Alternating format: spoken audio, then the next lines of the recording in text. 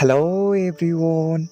Drama का start होता है हमारी मेन फीमेल लीड यूजिंग से, जो अपनी डैड के साथ घर आ रही और उसके डैड उसे समझा रहे थे कि अपनी स्टेप मॉम से कैसे बात करना है, लेकिन यूजिंग ज़्यादा खुश नहीं लग रही थी। अब हमें हमारा मेन फीमेल लीड सेंगजिंग को दिखाया जाता है, जो कि रेड लाइट की वजह से उनके सामने अपना साइकिल रोक रहा था। अब यूजिंग अपनी स्टेप मॉम से मिलती है, लेकिन वो उनसे अच्छे से नहीं पेश आती है। तो उसके डैडी उसके कमरे में आकर उसे अपनी स्टेप मॉम से इस तरह से बात करते हैं क्या, वो भी फर्स्ट टाइम। और उन दोनों की बात के दौरान उसकी ब्रेसलेट टूट जाती है, लेकिन वो ब्रेसलेट उसकी मॉम ने उसे दिया था।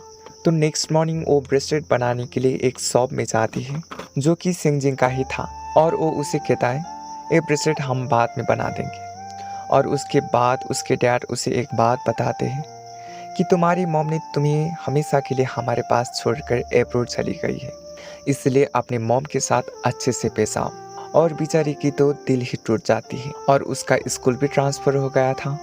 तो नेक्स्ट डे वो अपनी न्यू स्कूल की तरफ जा रही थी, तो वहाँ पर वो सेंगजिंग को भी देख लेती है, क्योंकि सेंगजिंग भी वही स्कूल में पढ़ता था। और वो सेंगजिंग के साथ जाकर बैठ जाती है। दिखने में तो वो बहुत ज़्यादा रूड लग रहा था, लेकिन वो भी यूजिंग के साथ अच्छे से पेश आता है। और सारे लोग गॉसिप कर रहे थे कि ये तो किसी लड़की को या किसी से अपने साथ बैठने नहीं देता था, लेकिन इसे कैसे दे दिया। और दोनों बात भी करने लग जाते हैं। और वो पूछती है मेरा ब्रेसलेट, तो वो कहता है हमने बना दी है। और एक दिन यूजिंग एक शॉप में आइसक्रीम खा रही थी, तो वहाँ पर सेंगजिंग आ जाता है और उसके पास एक कैट भी था। और वो कैट यूजिंग को बहुत ही अच्छा लगता है। और वो कहता है तुम्हारी ब्रेसलेट हमने बना दी है, इसलिए आकर ले जाओ। और वो उसके साथ जाती है और वो अपना ब्रेसलेट ले लेती है। और वहाँ पर उसके दोस्त भी आ जाते हैं, तो वो लोग वहाँ पर ही बैठकर खाना खाने लगते हैं। लेकिन खाना का कमी होने के कारण वो दोस्त बाहर खाने के लिए बाहर जाते। और सेंगजिंग उसे अपना घर दिखाता है और कहता है ये घर मेरा अंकल का है और ये शॉप भी मैंने सारा काम उन्हीं से ही सीखा है। और वो दोस्त भी आ जाते हैं और सारे लोग मिलकर खाना खाते हैं। और उसकी सेंगजिंग के साथ साथ स्कूल में भी बहुत ज़्यादा दोस्त बन चुके थे। और यूजिंग को कुछ पैसे चाहिए थे, क्योंकि वो अकेले ही रहना चाहती थी। तो क्लास टॉपर आकर उसे बताता है अगर तुम्हारा आने वाले एग्जाम में अगर तुम्हारा मार्क्स टॉप 10 के अंदर आ गया, तो तुम्हें स्कॉलरशिप में थोड़े बहुत पैसे मिल सकते हैं, जैसे कि मुझे हर साल मिलता है। और यूजिंग को ख्याल आता है और उस सबसे कहते हैं अब से हम मेहनत करके पढ़ेंगे। और वो अपने फ्रेंड के साथ रात में भी पढ़ती है और उन्हें पढ़ाती भी है। और साथ साथ वो ऑनलाइन पर भी दूसरों को पढ़ाती है और खुद भी पढ़ती है। और फाइनली एग्जाम का दिन भी आ जाता है और सेंगजिंग तो जल्दी ही सारा आंसर करके वो सो रहा था। और वो एग्जाम खत्म होने के बाद बाहर आकर अपने दोस्त को बताता है कि मैं तो पास हो जाऊंगा। और यूजिंग बाहर आकर उसे बताती है मुझे तो नहीं लगता। आंसर करना छोड़कर वो सो जाता है, वो कैसे पास होएगा। और एग्जाम का रिजल्ट का दिन भी आ जाता है, उसमें यूजिंग तो टॉप 10 में आ जाती है, लेकिन सेंगजिंग का कहीं पर भी नाम नहीं था। और सामने एक नोटिस बोर्ड था, जो कि फर्स्ट सेकंड थर्ड आने वाले के लिए था। और वहाँ पर वो जाकर देखती है, तो उसके साथ साथ सभी लोगों का होश उड़ जाता है। सेंगजिंग पूरी स्कूल में थर्ड आया था। और हमें पता चलता है कि यूजिंग तो पहले से ही टैलेंट था। और यूजिंग तो एम्बैरेसिंग फील करने लगती है, क्योंकि उसने उसको पढ़ाया था, लेकिन सेंगजिंग को तो पहले से ही सब कुछ आता था। और यूजिंग उसे इग्नोर करने लगती है। नेक्स्ट डे सेंगजिंग उसे आकर सॉरी कहता है और वो दोनों की बीच सुलह हो जाती है। और उन दोनों को टीचर बुलाते हैं और उन्हें कहते हैं तुम दोनों में से एक को स्कॉलरशिप मिल सकती है। और यूजिंग के लिए सेंगजिंग अपना स्कॉलरशिप कैंसिल करता है और यूजिंग नेक्स्ट डे उसे थैंक यू कह देती है। और सेंगजिंग को घर आकर पता चलता है कि नेक्स्ट वीक पुहुआ हाई स्कूल के साथ उसके स्कूल का स्पोर्ट कंपटीशन है। और नेक्स्ट डे यूजिंग का उसका दोस्त आकर उसे बताता है कि हमारे स्कूल में ट्रांसफ़र लेकर आ जाओ, क्योंकि यहाँ पर बहुत ही अच्छा स्कॉलरशिप है। अगर तुम्हें स्कॉलरशिप मिल जाए तो तुम्हें वहाँ पर फ्री में बैठने का और बहुत ज़्यादा बेनिफिट्स भी है। ये सुनकर तो उसे भी ट्रांसफ़र लेने का सोच आता है। और ये बात सेंगजिंग को भी पता चल जाती है और उसे बुरा भी लगता है। और एक लड़का आकर उससे बताता है, एक लड़का जो कि रनिंग में हमारे स्कूल को बहुत ज़्यादा पीछे छोड़कर चला जा रहा है। और वो कोई नहीं था, सेंगजिंग का दोस्त ही था और उसका नाम था लुआओ। और वो वहाँ पर जाकर देखता है तो वो सेंगजिंग के साथ बात कर रहा था, तो उसे जेलेसी भी हो रहा था। और नेक्स्ट वीक उसका वही स्कूल के साथ स्पोर्ट कंपटीशन था। और वो वहाँ पर जाकर कहता है जो होगा उसी दिन देखा जाएगा। और कंपटीशन का दिन भी आ जाता है और लास्ट में सेंगजिन सब लोगों को पीछे छोड़ जाता है और लूजिंग आगे आगे था और लास्ट में सेंगजिन उसे भी पीछे छोड़कर वो रेस जीत जाता है और उसे यूजिंग भी बहुत ज़्यादा चीयर अप कर रही थी। और उसके बाद यूजिंग और सेंगजिन बात करते हैं और वो कहती है मैंने स्कॉलरशिप कैंसिल कर दिया है और सेंगजिन कहता है लेकिन क्यों? और वो कहते हैं मेरे साथ तुम जैसा बेस्टमेंट है और इतने प्यारे प्यारे दोस्त हैं तो मैं तुम सारे लोगों को छोड़कर कैसे जा सकता। और ये सुनकर सेंगजिन भी खुश होता है। अगर आप लोग इस एपिसोड 1 के एक्सप्लेनेशन पर थोड़ा बहुत भी रिस्पॉन्स देते हैं तो मैं इसका एपिसोड 2 फिर से ज़रूर लेकर आऊँगा। Thank you for watching, stay connected, bye bye. Hello everyone, आज हम हेड एंड हिल का ड्रामा एक्सप्लेनेशन करने वाले हैं। ड्रामे के स्टार्ट में एक पर्सन को बेड में बंधा हुआ था और उसका आंखों का कलर भी चेंज हो रहा था। ये देखकर वहाँ के लोग डर जाते। तभी वहाँ पर एक लड़की आती और वही हमारे ड्रामे का मेन फीमेल लीड है और उसका नाम था पार्क। और वो एक बेल बजाती हुई कह रही थी मैं इस भूत को इसके बॉडी से निकालूंगी। और वो भूत भगाने के लिए बहुत सारे मंत्र बोलती है लेकिन वो भूत को भगा नहीं पाती। उसके बाद उसका आलम बजता है और वो कहती है मेरे पास सिर्फ 10 मिनट है। और वो बोलती है तुम इसको बॉडी को छोड़ के चले जाओ। लेकिन वो ना में सर हिलाता है और वो लड़का उसका ड्रेस खींचता है तो वो स्कूल यूनिफॉर्म में थी और वो वहाँ पर जोर से चिल्लाती और अपनी स्कूल की तरफ लगती। और वो रास्ते में जाते हुए कह रही थी अगर मैं आज लेट हो गई तो मेरा एग्ज़ाम बिगड़ सकता है, कहीं मैं आज लेट ना हो जाऊँ। और वो स्कूल की दीवार से छलांग मारती। वो गिरने ही वाली थी तब जंग आके उससे बचा लेता है और पार्क कहती तुम यहाँ पर क्या कर रहे हो? तो जंग कहता है मैं तुम्हारा ही इंतज़ार कर रहा था, तुम ही तो हो मुझे फेल होने से बचा सकती हो। और वो दोनों क्लास में जाते समय जंग के पीछे बहुत सारी लड़कियां आकर उसे ले जाती और वो लोग पार्क के सामने ही दरवाज़ा बंद कर देते और वो कहते ये इतनी भी बड़ी बात नहीं है। उसके बाद वो अपने एग्ज़ाम पेपर की क्वेश्चन देखती है तो उसे कुछ भी आंसर मालूम नहीं था तो वो सारे क्वेश्चन के आंसर तुक्का मार कर लेती। उसके बाद वो कह रही थी ऐसे तो मैं फेल हो जाऊंगी। तो जंग उसे कहता है कल का एग्ज़ाम अच्छा करना, चिंता मत करो। और वो कहती है मैं आज रात बहुत ज़्यादा पढ़ूंगी। और वो अपने ग्रैंड माँ को फ़ोन करती और कहती मैं आज घर नहीं आऊँगी। और ग्रैंड माँ कहती आज उसे घर आ जाना चाहिए था। और उसके बाद वो रात में पढ़ने की जगह वो सो रही थी और उसका एक क्लास का लड़का वॉशरूम की तरफ जाता है तो वो वहाँ पर जाता है तो वहाँ पर एक भूत दिखता है और वो डरते हुए अपने क्लास में आकर बताता है मैंने वॉशरूम में भूत देखा। तब कोई भी उसका बात का यकीन नहीं करता। उसके बाद पार्क अपने घर जाती है तब वो एक भूत को देखती है और कहती है चिंता मत करो मैं तुम्हारी जल्दी ही हेल्प करूँगी। और उसके बाद वो अपने घर पहुँचती है तब वहाँ पर काफ़ी लोग थे और वो कहते लगता है बिजनेस अच्छा जा रहा है। और वो छुपके से अपने घर पर इंटर हो जाती है तब वो अपनी मॉम को देखती है तो थोड़ी बहुत वो घबराई हुई थी और कहती है मॉम मैं वहाँ से नहीं भागी थी, वो क्या हुआ कि मेरे पास सिर्फ 10 मिनट थे इसलिए मैं स्कूल की तरफ आ गई। अगर मैं लेट हो जाती तो मेरा एग्ज़ाम ख़राब होता। और वो कहती मॉम मैं कॉलेज भी ज्वाइन करना चाहती। और उसकी मॉम कहती तुम्हें कॉलेज ज्वाइन करने की क्या ज़रूरत है, यहाँ से इतने ही सारे पैसे कमा रही हो तुम। और वो कहती मॉम ए मेरा प्लीज़। और वो कहती ठीक है। और उसकी मॉम उसे कहती तुम मत भूलो कि तुम एक समान हो, तुम्हें दूसरों को भी हेल्प करना है। अगर तुम दूसरों को भी हेल्प करोगी तो मैं तुम्हें कॉलेज पढ़ने दूंगी। और वो कहती मज़ा से कर लूँगी मैं मॉम, चिंता मत कर रही। उसकी मॉम दिखने में तो बहुत ज़्यादा फनी लग रही थी। और उसके बाद मॉम कहती याद रखो तुम्हें अपना रिस्पॉन्सिबिलिटी हमेशा अच्छे से निभाना चाहिए। और नेक्स्ट डे पार्क जंग से मिलती है और बोलती है मुझे एक हैंडसम सा लड़का चाहिए जो कि मुझे कंफर्ट दे सके। तब जंग कहता है मैं भी तो हैंडसम हूँ, क्या अब मैं तुम्हारी जी हुजूरी करूँ। जब वो बचपन में अकेली ही रो रही थी तब उसे कोई भी आकर उसे चुप कराने की कोशिश नहीं करते थे। मुझे ज़िंदगी में वो लग नहीं चाहिए जो मुझे रोता देखकर दूर से ही चले जाए। और वो कहती है तुम मेरे टाइप का नहीं हो। और रात में हम दिखते हैं आज भी उसके घर में बहुत सारे लोग थे, आज भी मेरी बेटी बहुत ज़्यादा पैसा कमाएगी। तभी वहाँ पर एक ग्रैंड माँ अपने ग्रैंड सन को लेकर आती है और वो उनसे कहती मैं आपकी बेटी से मिलना चाहती हूँ। और वो दोनों उनकी बेटी से मिलने चले जाते हैं। उसके बाद वो देखती है तो वहाँ पर वो लड़का ऊपर चल के आ रहा था।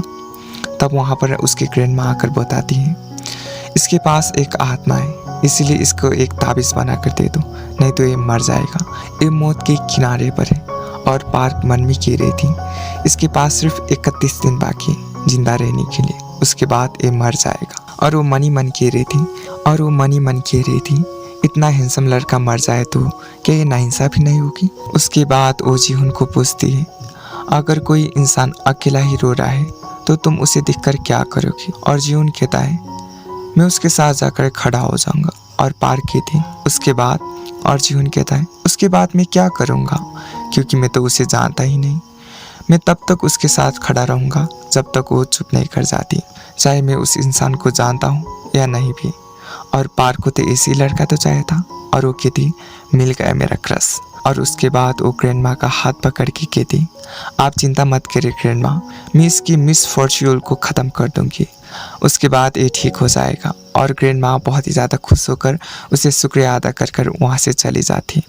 और ये सारी बात उसकी मॉम ने सुन ली थी और वो उससे गुस्से से कहती क्या तुम उसको बचा सकती हो, बोलो। और पार्क कहती हाँ मैं उसे बचा सकती हूँ, लेकिन मुझे आपका हेल्प चाहिए। और मॉम गुस्से से कहती है पता है ना तुमने जब चिन को बचाने की कोशिश की थी तो क्या हुआ था। और पार्क ने चिन को बहुत ही ज़्यादा बचाने की कोशिश कर रहा था, लेकिन उनका एक्सीडेंट हो गया था। और मॉम कहती मैं तुम्हारी कोई भी हेल्प नहीं करूँगी क्योंकि इसमें तुम्हारा जान भी जा सकता है। तब पार्क अपने मॉम को कहती मुझे उस लड़की से वन साइडेड लव हो गया। और ये सुनने के बाद उसकी माँ दंग रह जाती है। अब इसके बाद क्या होगा, क्या पार्क जीवन को बचा लेगी? इसके लिए एपिसोड 2 देखना ना भूले। Thank you for watching, waiting for next episode, bye bye. Hello everyone, drama के स्टार्ट में हमें चाइना का CMF यूनिवर्सिटी को दिखाया जाता है। इस यूनिवर्सिटी में सिर्फ इंटेलिजेंट लोगों को ही सिलेक्ट करते हैं। अब हमें हमारा मेन फीमेल लीड को दिखाया जाता है जिसका नाम है प्याओसी। उसका ड्रीम था कि वो CMF यूनिवर्सिटी में एडमिशन ले और साथ साथ आज उसका इंट्रांस एग्जाम भी था। और उसके ग्रैंडपा उसको आवाज़ देकर बुलाते हैं और उसको याद आता है उसका इंट्रांस एग्जाम। और वो जल्दी से जल्दी रेडी होकर बाहर आ जाती है और उसके ग्रैंडपा मार्शल आर्ट प्रैक्टिस कर रहे थे और वो भी उनके साथ मार्शल आर्ट प्रैक्टिस करने लग जाती है। तभी ग्रैंडपा उसको कहते हैं ये बात नहीं करना, पहले ध्यान से अपना पेंटिंग रख लो। ओहो मैंने तो अपना पेंटिंग लेना ही भूल गई। और वो जल्दी से जल्दी अपनी पेंटिंग को लेने के लिए जाती है, लेकिन वहाँ पर ग्रैंडपा की भी बहुत ज़्यादा पेंटिंग थी और वो हड़बड़ी में ग्रैंडपा की पेंटिंग लेकर चली जाती है। वो अपनी यूनिवर्सिटी की तरफ जा ही रही थी, तभी वो रुक जाती है क्योंकि उसे आगे का रास्ता पता नहीं था। और तभी हमें हमारा ड्रामा का मेन फीमेल लीड को दिखाया जाता है जिसका नाम था बेजो। और उसे लोगों के साथ बात करना अच्छा नहीं लगता था। और प्याओसी उससे पूछते हैं यूनिवर्सिटी जाने का रास्ता किस तरफ से, और वो इशारे से उसको रास्ता दिखा देता है और वो थैंक्स बोल के अपनी यूनिवर्सिटी की तरफ जाती है। और नेक्स्ट डे CMF यूनिवर्सिटी में मार्शल आर्ट ग्रुप को दिखाया जाता है जो कि एक डिस्कस कर रहे थे। और वहाँ पर बात चला था जो 1 साल पहले मार्शल आर्ट में टैलेंट बॉय था, वो करीब 1 साल बाद यूनिवर्सिटी में वापस आ रहा है। ये सुनने के बाद वहाँ पर एक लड़की को प्रॉब्लम होने लगती है क्योंकि बेंजो वापस आ गए तो वो फिर से कभी भी फर्स्ट नहीं आ सकता था। लेकिन बेंजो का 1 साल पहले एक्सीडेंट हो गया था, इसलिए वो मार्शल आर्ट नहीं कर सकता था। और उस तरफ प्याओसी यूनिवर्सिटी में सेलेक्ट हो जाते हैं और वो अपनी पेंटिंग को देखने जा ही रही थी, तब वो अपनी पेंटिंग को देखकर शॉक हो जाती है क्योंकि वो पेंटिंग उसके ग्रैंडपा का था। अब वो कुछ भी नहीं कर सकती थी क्योंकि सारे कॉलेज में एक पेंटिंग फेमस हो चुका था। और प्याओसी ने वहाँ पर एक दोस्त भी बना लिया था, लेकिन एक प्रॉब्लम हो जाती है क्योंकि प्याओसी की पेंटिंग को किसी ने बिगाड़ कर चला गया था। और वो पेंटिंग टीचर उसे कहते हैं मुझे इस पेंटिंग से एक प्रोजेक्ट बनाना था तो मुझे इस पेंटिंग की आवश्यकता है। तो वो प्याओसी से रिक्वेस्ट करते हैं मेरे लिए फिर से एक ऐसी पेंटिंग बना दो। और टीचर इतना ज़्यादा रिक्वेस्ट कर रहे थे वो डिस्क्रीज कर ही नहीं सकती, लेकिन वो पेंटिंग तो उसके ग्रैंडपा ने बनाया था तो वो किसे ड्रॉ कर सकती थी। इसलिए वो एक प्लान बनाती है अपना घर जाने का। और वो रात में चुपके से अपनी यूनिवर्सिटी से बाहर आ जाती है। और हमारे हीरो कहीं बाहर जा रहा था, तभी वहाँ पर 9-10 लोग आ जाते हैं उससे फाइट करने के लिए क्योंकि उन्हें डर था बेंजो फिर से यूनिवर्सिटी में आ गए तो वो लोग कभी फर्स्ट नहीं हो सकते थे। इसलिए वो उनसे फाइट करना चाहता था और उसे घायल कर देना चाहता था। और बेंजो उन लोगों से कहता है प्लीज़ मेरे फेस पर हिट मत करना। और वो मार खाने के लिए नीचे झुक जाता है और ये सारा कुछ प्याउसी देख रही थी तो उसे उसके ऊपर तरस आ जाती है। पुलिस का अलार्म बजा देती है और वो लोग वहाँ से भाग जाते हैं। और उसके बाद प्याउसी बेंजू के पास जाते हैं और वो उससे कहते हैं, मैंने तुम्हारी हेल्प की तो तुम मुझे थैंक यू नहीं कहोगे। और वो चुप करके ही बैठता रहता है और वहाँ पर वही लोग फिर से आ जाते हैं और फ्याउसी बेंजू के पीछे छुप जाती है और उसके शर्ट फाड़कर एक मास्क बना ले और उन लोगों के साथ फाइट करती है। उसका मार्शल आर्ट टेक्निक इतना परफेक्ट था कि बेंजू भी उससे इम्प्रेस हो जाता है क्योंकि प्याउसू को उसके ग्रैंडपा ने मार्शल आर्ट सिखाया था। और वो सारे लोगों को घायल कर देती है और उसने बेंजू का शर्ट फाड़ दिया था, इसलिए वो उसे अपने घर पर लेकर आती है और उसे एक शर्ट देती है। और बेंजू कहता है, तुम अपनी यूनिवर्सिटी से कैसे बाहर आ गई? वहाँ पर तो वीकेंड के बाहर और किसी भी दिन बाहर आने नहीं देते। और वो कहते, तुम अपने काम से मतलब रखो, जल्दी से जल्दी इस शर्ट को पहनो और अपने रास्ते पर चले जाओ। और बेंजू कहता है, ये लड़की कितनी रूड है। और वो वहाँ से चला जाता। जब वो अपने घर पर आ ही रही तब ग्रैंडपा ने सारी बात सुन चुके थे और वो उससे कहते, क्या वो तुम्हारा बॉयफ्रेंड था? और वो कहती, नहीं ग्रैंडपा, उसको मैंने हेल्प किया था इसलिए वो मेरे साथ आया था। और वो अपने ग्रैंडपा के सारा बात बताती है और वो कहते, ठीक है, एक पेंटिंग लेकर चली जाओ। और फ्याउसी तो बहुत ज़्यादा खुश हो जाती है और वो अंदर चली जाती है। और बेंजू घर पर आकर फ्याउसी के बारे में सोच रहा था क्योंकि वो पहली लड़की थी जिसने उसका हेल्प किया था। क्या बेंजू को प्याउसू पसंद होने लगा है? इसका आंसर तो हमें नेक्स्ट पार्ट पर ही मिलेगा। और इसी के साथ ही इस एपिसोड का एंडिंग होता है। Thank you for listening and thank you for watching. Stay connected. Bye bye. Hello everyone, ये ड्रामा टाइम ट्रैवलर है। ड्रामा के स्टार्ट हमारे मेन हीरो से होता है जो कि 2018 में था, जो कि रहा था 2018 ख़त्म होने ही वाला है और सियान का बर्थडे भी आ रहा है तो कुछ ना कुछ तो खरीदना होगा। और वो एक शॉप में जाकर एक एक्सपेंसिव गिफ्ट खरीदता है और उसके बाद वो एक ट्रेन स्टेशन में जाता है। और वो ट्रेन में चढ़ने के बाद अचानक से 2018 से 2016 में ट्रैवल कर जाता है। वो फ्यूचर से प्रेजेंट में ट्रैवल कर रहा था और वो कहता है, मैं एक टाइम ट्रैवलर हूँ, मैं फ्यूचर भी देख सकता हूँ लेकिन मैं किसी का भी हेल्प नहीं करता क्योंकि मुझे दूसरों की ज़िंदगी में इंटरेस्ट नहीं है। और उसके बाद हमें हमारा मेन फीमेल लीड को दिखाते हैं, उसका नाम है सुमारियम। और वो एक शादी अटेंड कर रही थी और उसके दोस्त उसे कह रही थी, तुम्हें पता है वो फोटोग्राफर एक फेमस फोटोग्राफर है, तुम्हें पता होना चाहिए वो एक ऑनर है। और उस तरफ हमारा हीरो सुजेन अपने दोस्तों से मिले जाता है और सियोन का बर्थडे था तो वो वही गिफ्ट देता है जो उसने 2018 में ख़रीदा था। और वो उससे कहता है, ये एक बहुत ही ब्रांड न्यू प्रोडक्ट है, ये इतना नया है कि ये अभी तक रिलीज ही नहीं हुआ है, इसलिए इसे संभाल के रखो। और हमें पता चलता है उसके बारे में उसके दोस्तों को भी पता था और वो वहाँ से चला जाता है। और उस तरह प्यापसुन उस ओनर को खुश करने की कोशिश कर रही थी लेकिन वो औरत बहुत ही ज़्यादा रूड थी। और वो ओनर कहती है, तुम्हारा नाम ब्यापसुन है ना, तुम एक चाइल्डहुड एक्ट्रेस हो जो कि उस वक्त बहुत ही ज़्यादा फेमस थी। और वो कहती, ये बात पुरानी हो चुकी है, मैं उस वक्त 6 साल की थी।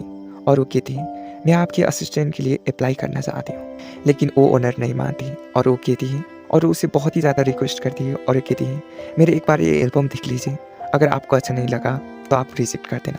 और वो एल्बम लेकर चली जाती है। और यूसुन वहाँ पर ये सब कुछ देख रहा था और उसे पता था कि उसका आज कार एक्सीडेंट होने वाला है। और वो कहता है, मैं आज इसका किस्मत बदल दूंगा क्योंकि मेरी ज़िंदगी इसके हाथ में है। और वो उसका पीछा करता है। ये बात सूरी नोटिस कर रही थी और यूसिन अचानक से उसका हाथ पकड़ता है क्योंकि अभी की कुछ मिनट के बाद उसका एक्सीडेंट होने वाला था। और वो उसे अपनी बातों में बहलाने की कोशिश कर रहा था लेकिन वो उसकी बात नहीं मान रही थी। और वो कहता है, तुम बहुत ही ज़्यादा खूबसूरत हो, मैं तुम्हारे साथ एक कैफ़े में कॉफ़ी पीना चाहता हूँ। और वो रुक जाती है और वो वहाँ पर जाकर कहता है, तुम एक बहुत ही फेमस एक्ट्रेस हो ना? ये सुनने के बाद सु कहती है, मैं कोई भी फेमस एक्ट्रेस नहीं हूँ। और वो वहाँ से चली जाती है। और वहाँ पर एक ट्रक आकर उसे मारने ही वाला था तभी यूसुन आकर उसको बचा लेता है। और कुछ समय तो वो एक दूसरे को देखते ही रहते हैं। और वो जाते हुए कहती है, मैं किससे बताऊँ लेकिन तुम बहुत ही अजीब हो। और एक प्यारी सी स्माइल देकर वहाँ से चली जाती है। और वो अपने फ़ोन चेक करके उस तरफ देखता है, तब एक कार के आगे एक लड़की थी। और वो वहाँ पर जाकर देखता है तो वो सू थी। और उसे पता चलता है वो तो बस बेहोश हुई थी। और वो दोनों हॉस्पिटल में थे। और यूसुन सू का पोस्ट देखता है तो वहाँ पर वो दिखता है कि वो बियर पीकर जहाँ पर भी लेट जाती थी। और उसके पास सू को होश आ रहा था और वो कह रही थी, मेरा एक्सीडेंट हो गया था क्या? और यूसुन कहता है, नहीं, बस तुम बेहोश हुई थी। और सू उठने की कोशिश करती है, लेकिन यूसुन कहता है, नहीं, तुम लेटी रहो प्लीज़, हम फिर से मिलेंगे अगर किस्मत में हो तो। और वो इतना कहकर वहाँ से चला जाता है। और उसके बाद वहाँ पर एक आंटी आती है जो कि कह रही थी, मेरी बेबसुन कहाँ पर है, जो कि बहुत ही फेमस है। और सू कहती है, मॉम मैं यहाँ पर हूँ। वो अपनी मॉम से कहती है, मॉम आप मुझे क्यों बेबसुन कहकर बुलाती हैं, सब हंसेंगे। लेकिन सू की मॉम का एक बॉयफ्रेंड था और सू को ये सब पसंद नहीं था और वो एक टैक्सी में चली जाती है। लेकिन थोड़ी दूर जाकर वो टैक्सी से उतरकर एक बस में चली जाती है। और उस तरफ यूसुन डायरी लिख रहा था। वो लिखता है, मैं आज पहली बार सोंग मारियम से मिला। ये पहली बार था मैंने किसी का जान बचाया। मैं जानना चाहता हूँ मैं और वो क्यों एक ही दिन ही मरे, मुझे यही देखना है। और इसी कारण से आज उसने सू को बचाया था। और हमें पता चलता है कि यूसुन एक चेयरमैन है, लेकिन उसे इस बात का कोई भी ईगो नहीं था। वो सबसे अच्छे से बात करता था और सबसे फ्रेंडली था। अब हमें सू का घर दिखाया जाता है जो कि बहुत ही ज़्यादा मेसी था और वो एक एल्बम देख रही थी। तभी उसको एक फ़ोन आता है। उसके बाद वो फटाफट से रेडी होकर वहाँ पर जाती है। वो एक सीडी स्टूडियो पर गई हुई थी क्योंकि उसका सिलेक्शन हो गया था। और वो उस फोटोग्राफर से मिलती है और उससे बात करती है, लेकिन वो ओनर उससे अच्छे से बात नहीं करती है। वो कहती है, तुम्हें एक इंस्टीट्यूशन ज्वाइन करने की ज़रूरत है क्योंकि तुम क्या हमारे के साथ खेलना चाहती हो। ये सुनकर सू को बहुत ही ज़्यादा बुरा लगता है और वो अपने घर जाते समय भी बहुत ही ज़्यादा सैड थी। वो कह रही थी, 7 साल पहले मैं यहाँ पर दोबारा जन्मी थी। उस वक्त किसी ने उसका फोटो क्लिक करा था, लेकिन वो लड़का एक स्टेशन पर उतर जाता है और वो भी उसी के साथ उतर जाती है और कहती है, और उसी टाइम पर वो ट्रेन ब्लास्ट हो जाता है। और उसके बाद वो कह रही थी, मेरा बचने का कोई ना कोई मकसद तो होगा, मैं वही जानना चाहती हूँ, क्या पता मेरे फ्यूचर में कुछ अच्छा लिखा हो। और वहाँ पर यो सुंग जुंग भी था और वो उससे दिखता है और उसके बाद वो वहाँ पर जाकर उसके कंधे पर हाथ रख देता है और ये सू को बहुत ही बुरा लगता है और वो ट्रेन से उतर जाती है। यूसुंग तो उसके साथ बहुत ही ज़्यादा बात करने की कोशिश करता है, लेकिन सू उससे बात नहीं करती और यूसुंग उसका फिर से हाथ पकड़ता है और वो कहती है, क्या तुम मेड इन यूएसए से आए हो क्या, जिससे तुम गलती से मिले? क्या तुम उन लोगों के साथ इतने फ्रेंडली हो रहे हो कि उसके हाथ पकड़ रहे हो? और वो इतना कहकर वहाँ से चली जाती है। ये आदमी कितना अजीब है, पता नहीं ये मुझसे कुछ बेचना वोचना तो नहीं चाहता। और यूसुंग कहता है, चलो खाना खाने चलते, बिल में पे करूँगा। और उसके बाद पर वो भाव ही नहीं देती और वो फिर से कहता है, चलो ड्रिंक करने चलते। ये सुनकर सू पलट जाती है और उसके साथ ड्रिंक करने जाती और वो दोनों ड्रिंक कर रहे थे। तब यूसुंग उसको पूछता है, तुम्हारी एज कितनी है? लेकिन वो कुछ भी नहीं बताती। जब वो बियर पीकर ड्रंक होती है तो वो कहती है, क्या मैं 31 साल की लगती हूँ? और वो कहता है, तुम लग भी रही हो। और वो बियर के ताल में उठपटंग हरकतें कर रही थी। और उसके बाद यूसिंग उसको कार में घर छोड़ने जाता है। तब हमें 2019 का सीन दिखाते जहाँ पर यूसिंग और सू का एक्सीडेंट हुआ था और वो वहाँ पर दिख रहा है कि दोनों की डेथ हो चुकी है। वो घबरा जाता है। तभी वहाँ पर एक इंसान आता है और वो कहता है, अगर तुम्हारा ये पर्सन मर गया तो तुम भी हमेशा के लिए मिट जाओगे, इसलिए तुम्हें फ्यूचर से प्रेजेंट में जाना होगा। और वो कहता है, मैं आज से पहले कभी भी 2019 में आ ही ना सकता था। वो कभी भी 2019 में आ नहीं सकता था क्योंकि उसका 2009 में डेथ हो गया था। और वो इंसान कहता है, इसलिए तुम्हें उस लड़की से मिलना होगा और इसका पूरा स्टोरी तुम्हें पता करना होगा। उसके बाद क्या पता तुम्हारा एक्सीडेंट ना हो। और मॉर्निंग की सीन में सू कह रही थी, गधी औरत तूने ये क्या कर दिया, तुझे याद भी है तूने क्या क्या कर दिया है? और वो अपने फ़ोन चेक करती है। तब वहाँ पर वो फोटो देखते ही तो खुद ही एम्बेरस हो जाती है क्योंकि उसने हरकत ही ऐसी की थी। और उसके बाद वो फोटोशूट के लिए चली जाती है। लेकिन रास्ते पर वो यूसिंग से मिलती है, लेकिन वो तो उसे बहुत ज़्यादा इग्नोर करने की कोशिश करती है। लेकिन यूसिंग उससे अच्छे से बात करता है और कहता है, कल रात जो भी हुआ वो भूल जाओ। और उसे एक छाता देता है और कहता है, आज बारिश होगी। और वो कहती है, आज बारिश नहीं होगी, मैंने चेक किया था। और वो कहता है, आज बारिश होगी इसलिए छाता लेकर चली जाओ। और वो दोनों आप अपने काम पर चले जाते हैं। और सू का फोटोशूट खत्म होने के बाद वहाँ पर बारिश शुरू हो जाती है और वो देखकर खुद ही चौंक जाती है। और यूसिंग अपने दोस्त को कह रहा था, मैं दूसरी दुनिया पर जा रहा हूँ, मेरे इंतजार करना, हम साथ में खाना खाएंगे। और उसके बाद वो दूसरी दुनिया पर चला जाता है। और वहाँ पर जाकर वो देखता है तो खुद ही चौंक जाता है क्योंकि वहाँ पर सू और यूजिंग का मैरिज फोटो तराशा हुआ था। और उसके बाद अंदर से सू बाहर आती है और वो उसे देखकर चौंक जाता है। और सू कहती, तुम ऐसे बिहेव क्यों कर रहे हो जैसे कि हम न्यूली बेट हैं? और उसके बाद ये देखकर यूजिंग खुद ही चौंक जाता है। और उस तरफ प्रिजन में सुमारियम उसी छाता को ओढ़ कर चल रही थी जिस छाता को यूसुंग देख कर चला गया था। अब इसके बाद ये कहानी किस तरह का मोड़ लेगी, इसके लिए stay connected. Thank you for watching, bye bye. Hello everyone, आज हम नए ड्रामे का एक्सप्लेनेशन शुरू करने लगे हैं। सो ड्रामे के स्टार्ट में दो लड़के को डांस करते हुए देखते हैं। उसमें हमारा मेन लीड का नाम है सांगे और वो दोनों डांस कर रहे थे। तभी गलती से उसका दोस्त का हाथ का रड उसके आइस में लग जाता है। उसके बाद सांगे को हॉस्पिटल में लेकर जाते हैं और वो दर्द से चिल्ला रहा था। तब उसके ऑपरेशन के बाद पता चलता है कि उसकी आंखों की रोशनी चली जा चुकी है। ये बात सुनकर माँ रोने लग जाती है और डॉक्टर कहते हैं जल्दी से ट्रांसफॉर्म करना होगा। और ये बात सुनकर सांगे कहता है नहीं मॉम, मैं कुछ भी करवाना नहीं चाहता क्योंकि मेरा ड्रीम है फेमस के पॉप आइडल बनना। उसके बाद उसकी मॉम उसको चुप कराकर उसका ट्रांसफॉर्म कराती है। उसके बाद 1 साल बाद का सीन दिखाते हैं। तब सांगे एक फेमस के पॉप आइडल बन चुका था और उसका ग्रुप का नाम था द ग्राउंड। उसकी फैन उसे देखकर बहुत ही ज़्यादा पागल हो रही थी और सांगे भी बहुत ज़्यादा खुश था। उसके बाद वो कॉन्सर्ट में जाता है और सबके लिए अच्छे से सिंग करता है और वो वहाँ पर कहता है हमारा सॉन्ग टॉप 1 पे आ गया है। ये सुनकर उसकी फैंस बहुत ही ज़्यादा खुश होती हैं और उसके बाद वो अपने दोस्तों के साथ बहुत ही ज़्यादा ड्रिंक करता है और वहाँ पर उसकी कंपनी का CEO आता है जिसका नाम है मिस्टर चो और उन्हें सांगे अपने फादर की तरह मानता था। उसके बाद वो बहुत ही ज़्यादा ड्रिंक करता है और वो बुरी तरीके से ड्रंक होता है। तब उसे एक पास्ट का सीन आता है और वो वहाँ पर देखता है तेज़ बारिश हो रही थी और वहाँ पर एक कार भी था, साथ साथ कोई ज़मीन पर भी गिरा हुआ था।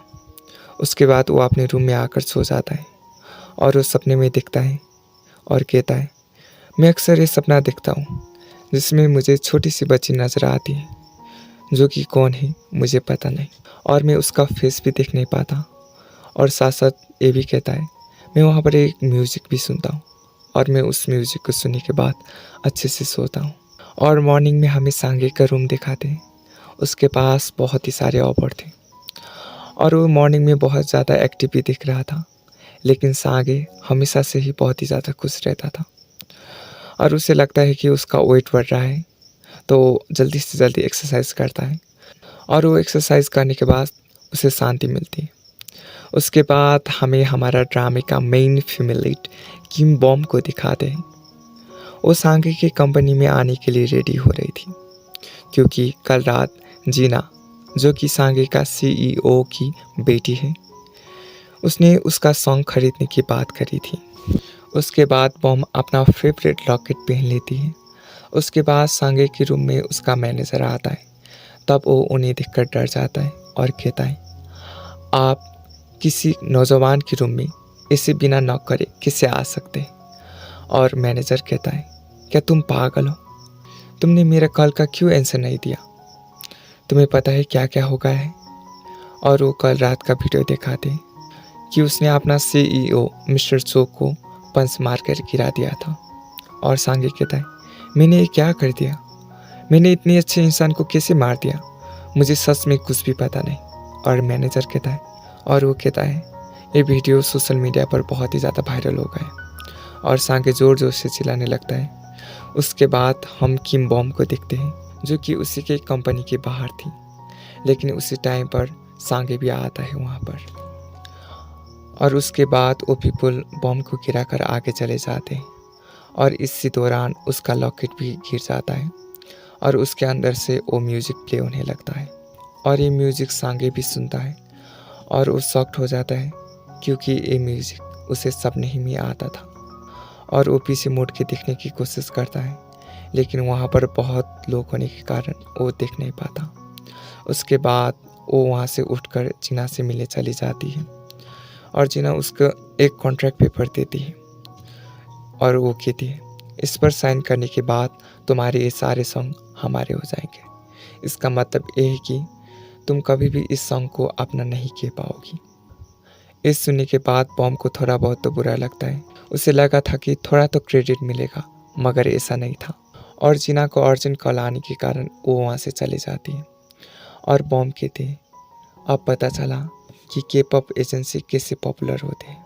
उसके बाद वहाँ पर सांगे वाले कंट्रोवर्सी पर मीटिंग चल रही थी और सांगे अपने असिस्टेंट को कह रहा था मुझे पता नहीं मैंने ये क्या कर दिया, मुझे इस बात से इरिटेट हो रहा है और टेंशन भी, जबकि मैं तो अपनी मॉम की बात मिस्टर चो को ही रिस्पेक्ट करता हूँ। और उसके बाद जीना और सांगे बात करते हैं और जीना कहती है तुम कुछ टाइम के लिए सस्पेंड हो गए हो और वो कहती है तुम अभी स्टूडेंट हो ना, इसलिए तुम यूनिवर्सिटी चले जाओ, तुम अपनी स्टडी पर फोकस करो, उसके बाद मैं इस सिचुएशन को हैंडल करने की कोशिश करूँगी।